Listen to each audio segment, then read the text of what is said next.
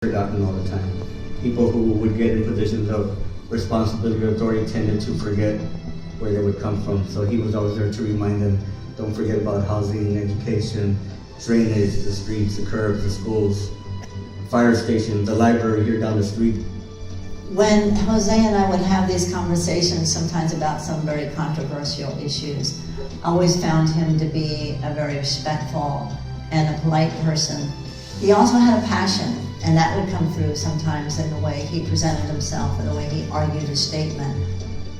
My grandfather and my parents were all part of the council organization. So they were there to help support some of the agendas for, I guess, things that needed to happen, like whether it be libraries needed to be built, drainage, like sidewalks, or just helping out the inner city school districts like San Antonio Independent School District.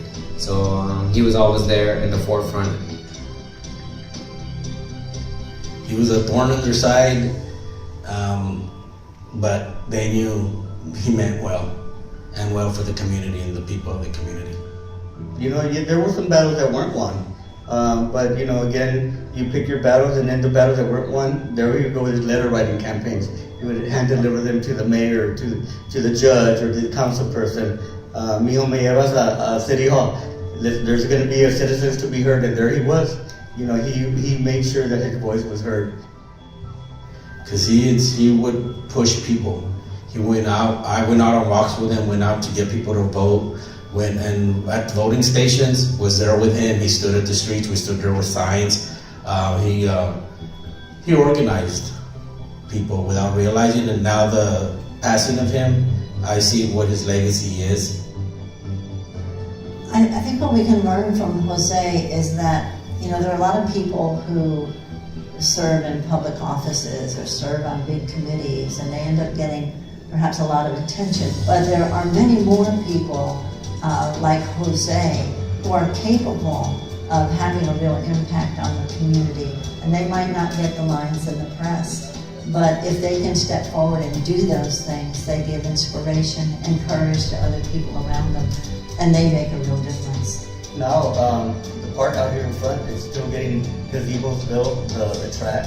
All that started in the 70s. So just now we're seeing the fruition of all the legwork that was done in the late 70s, early 80s. Now in 2014, we're just now seeing everything come to fruition. The Collins Garden Library, they fought for it, and my dad was like, no, we need something on this side of town. We need something on this side, you know, in this area. It's still slow growth, but he made an impact. I guess one of the things that he was always for, and he would always kind of mention from time to time, is "Si se puede," like yes we can. And so long as you have the group, a group of people who are willing to come together and fight for something that they know is right and that they deserve, then they're willing to, they can accomplish it. And with yes we can, so long as we work hard together, we can accomplish anything. And he and I used to share a quote all the time, and I believe it's a Native American saying. It says, "Speak your mind even if your voice shakes."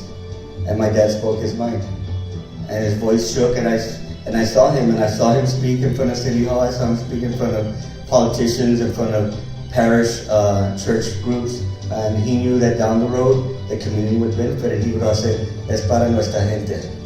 It's for the people. It's not us. We're not going to benefit directly, but it's for everyone.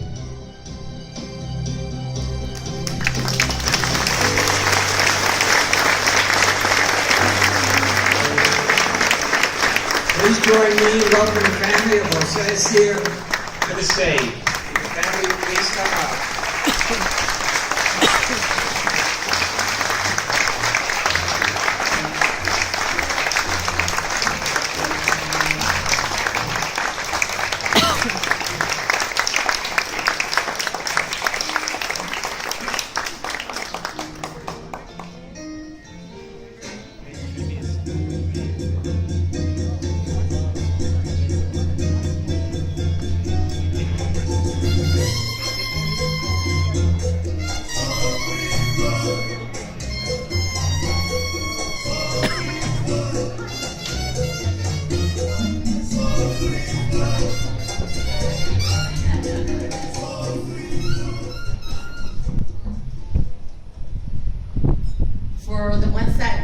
SAISD, Burbank Colors. My dad would like that.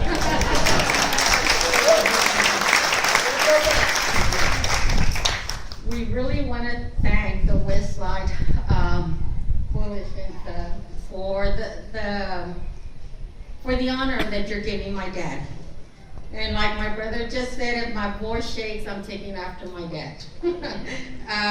And sister, the answer to your question is he introduced himself to the Archbishop, and they said they were cousins, and they called themselves primos. So our family is a large family. There's 12 of us. We started at Guadalupe Street, and we grew from that 12 children that my mom and dad had. We grew to, right now, immediate family, 95. So we don't need to invite other people to our parties. We have our own. But this is so special to us because we see, while we were eating dinner, I could hear the children playing baseball and hearing the parents cheering. And that's really what it's all about. It's our children. It's our future. And he was always talking about that, seeing how he had 12 of them. And so he always made sure that we had a good education. And the Gilbasso family, he admired you greatly. He said, they're still there. They're in the west side of town. So he admired you greatly. And that's what he wanted. He wants the best. Whatever Alamo Heights, Northside had, he wanted them for Lanier, for SAISD. He would say, Mija, we don't have any bookstores over here. There he goes, getting a petition started because he wanted some bookstores for the children, for our youth over here in this. Oh my goodness. Okay, Dad, I'll take care of it. But it was always for the concern of the community, and that's one thing I admired about my dad. We were numbered as children, so I am number 2. I am the second oldest. So whenever they would call us was that, we're all here, my brothers and sisters and some of my sons, and we went by numbers. So I kind of lost my identity there for a little while. I'm number 2 when I'm getting married, But it really was a special time growing up in a large family. It really was. And it was wonderful that my parents had such strong faith, that foundation that we needed in order to keep going. I remember, that my sons, 2 graduates of St. Mary's and 1 from Dartmouth. He was there for all the graduations. But when we were going to Dartmouth, I said, Dad, are you sure you want to go? We're going to go by car. It's kind of far. No, I want to go. I want to see my grandson graduate. And we made it possible. But see, they have never forgotten the roots. The roots are instilled in them. And that's what we need to do with our children. We need to with our youth. And we need to have everything that they need. We need to give them the tools. That UTSA, gosh, when they announced that, my dad was having a party. He bought himself his own beer, and he said, I'm celebrating, he was so happy about that. And he always was like, into new business. We need to bring more business here, the higher wage of living, the housing, making it affordable for single parents or just starting couples. I said, oh my God, when does he have time for us? But you know what? God gave him that time. And he left him here in this world to do what he came to do, and that's accomplished to have the legacy that my son was talking about, or my brother. So we are here to thank all of you. We really are happy to receive this from my dad. And I'm like my father, I can go on, and I can go into politics, but he did tell me something, was that, Mija, whenever you have a problem, call the media.